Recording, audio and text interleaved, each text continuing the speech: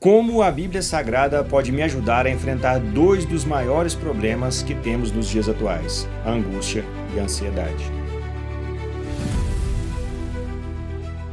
Fala pessoal, eu sou Matheus Ganga e hoje nós vamos trazer os personagens bíblicos que sofriam com esses problemas também e deixaram relatos de como eles enfrentavam a angústia e a ansiedade na época deles. Nós vamos começar por Davi e um de seus salmos, onde ele diz, Salmo 55, 22. Entregue suas preocupações ao Senhor e Ele o susterá. Jamais permitirá que o justo venha a cair. O que Davi faz aqui é clamar ao Senhor no auge da sua angústia, em meio à traição e perseguição. Nós, nos dias atuais, quando acontece conosco de a gente cair numa situação de angústia ou de ansiedade, nós tentamos resolver tudo sozinho.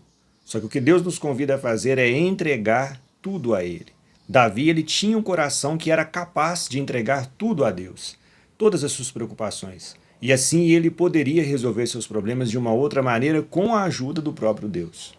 Se fôssemos imitar Davi nos dias atuais, era só respirar fundo, entregar tudo que estivesse pesando ao nosso coração a Deus e descansar nele. E assim continuar a nossa vida de uma forma diferente. Por que nós não fazemos isso?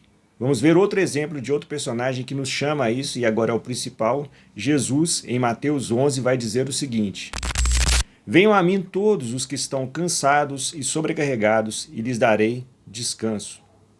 Olhando para esse convite de Jesus e olhando para a nossa situação atual, talvez a forma de reagir seria um pouco diferente do que ele vem falando para nós. Geralmente, a nossa resposta a esse tipo de sofrimento é esforçar-se ainda mais. E o que Jesus nos convida é render-se a Ele e descansar nele.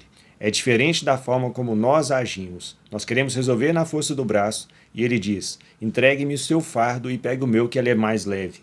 A forma correta de enfrentar essa situação, segundo Jesus Cristo, seria parar um pouco, buscar a Cristo, conversar com Ele e permitir que Ele nos alivie. Essa deveria ser a forma correta, mas a gente não faz bem assim. Mas a gente ainda tem mais personagens para falar sobre esse assunto e agora nós vamos trazer Paulo em Filipenses. E olha o que ele diz.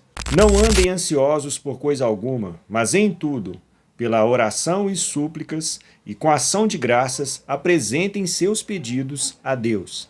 O contexto em que Paulo escreve esse texto, essa carta aos Filipenses, é de prisão. Ele estava preso e ele incentiva as pessoas com súplicas e orações a encontrar um lugar de paz. Um lugar onde a angústia e a ansiedade não podem atacá-lo. E isso ele fala na pior das hipóteses possíveis, estando preso. E o que ele quer dizer é que Deus não só ouve as nossas orações, mas ele responde com paz. E Paulo mostra que a chave para superar a angústia é a oração. Se Paulo estivesse aqui hoje, ele ia parar de lutar sozinho, ia fazer uma oração sincera para Deus, colocar diante dele as dificuldades e aproveitar da paz que Deus derramaria no coração dele. Agora tem outro personagem um pouco mais antigo que também trouxe esse tipo de pensamento, que é Isaías. Em Isaías 41 vai dizer o seguinte: Não tenha medo, pois estou com você. Não tenha medo, pois sou o seu Deus. Eu o fortalecerei e o ajudarei. Eu o segurarei com a minha mão direita vitoriosa. Isaías está falando para um povo que aparentemente está amedrontado e ele está dizendo, olha, eu estive com vocês, eu estou pronto para ajudar vocês e eu quero que vocês se amparem em mim. É isso que Isaías está tentando transmitir para aquelas pessoas, como deveria ser transmitido para nós nos dias atuais.